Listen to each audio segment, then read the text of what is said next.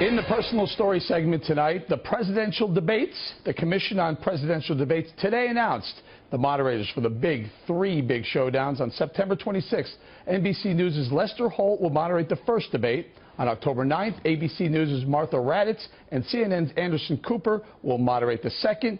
And the third and final debate will be moderated by Fox News Sunday's anchor Chris Wallace on October 19th. Congratulations to Chris on that. Anyone who saw how Wallace handled the GOP debates during the primary season knows why he got the job.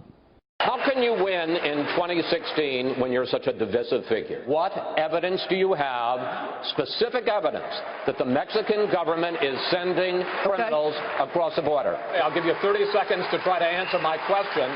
What specifically would you do to bring manufacturing jobs back to Detroit and to train the residents here to do those jobs? With that record, why should we trust you to run the nation's business? Can you definitively say tonight that you will definitely support the Republican nominee for president, even if it's not you? The debates are set to receive huge ratings, and as Bill O'Reilly has been predicting, the stakes couldn't be higher. Americans will not lock in until after Labor Day. And, of course, the three debates will mean everything this year. Joining us now from Washington, D.C. is Chris Wallace himself, anchor of Fox News Sunday, and, as we point out, debate moderator. Chris, first of all, congratulations. Second of all, talk to us about how these, I think you call them buckets, I guess the lines of questioning, how they get developed. Is it you that picks them?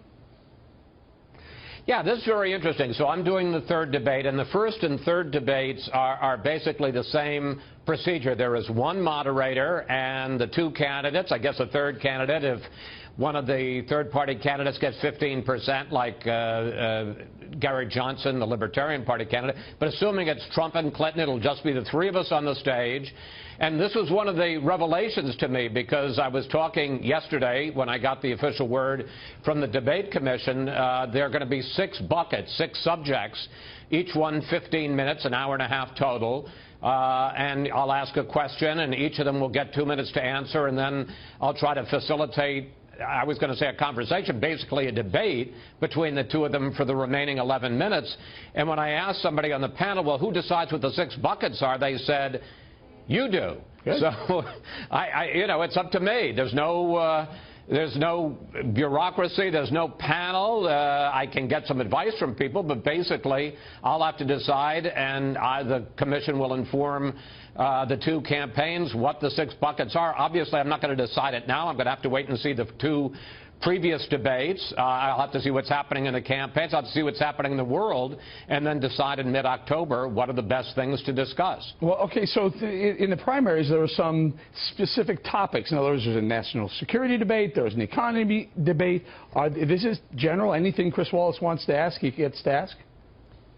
Yeah, and I will tell you, I asked about that because there have in the past in these general election debates been, one was a domestic debate, one was a foreign policy debate, and what they found was whatever the topic was in the first debate, suddenly a bunch of questions on that same issue came up or same general area came up for the second debate. So what they basically said is, we want you to split it, whether it's 3 and 3 in the 6 buckets or 4 and 2. We want a mix of foreign policy and domestic issues in every debate. So, you know, we can be responsive to whatever is hot at that moment. No, we got some news just a couple hours ago, Chris, that the FBI released I guess not the transcripts, of some detailed summary of their investigation into Hillary Clinton's email server use devices. Will you incorporate some of that into your questions? Well, I don't know, and if I knew, I wouldn't tell you. But, you know, we'll have to wait and see. It's interesting looking at that. They're called the 302. They don't do a transcript. They don't do a tape. The agents, FBI agents in the room, take notes, and these are their notes. What's interesting is the number of times that Secretary Clinton said she couldn't recall, or that she relied on the advice of other people. If somebody was sending her something, she just assumed it would be unclassified, or otherwise they wouldn't send it to her on her private server. And my sense of it doesn't make her look especially in command or in control, but it accomplished job 1, which is to keep her from getting indicted. And my guess is that her approach to this interview was very heavily lawyered, and it was, let's make sure that you don't get into any legal jeopardy. All right, very good. But who do you have on Fox News Sunday this Sunday, Chris?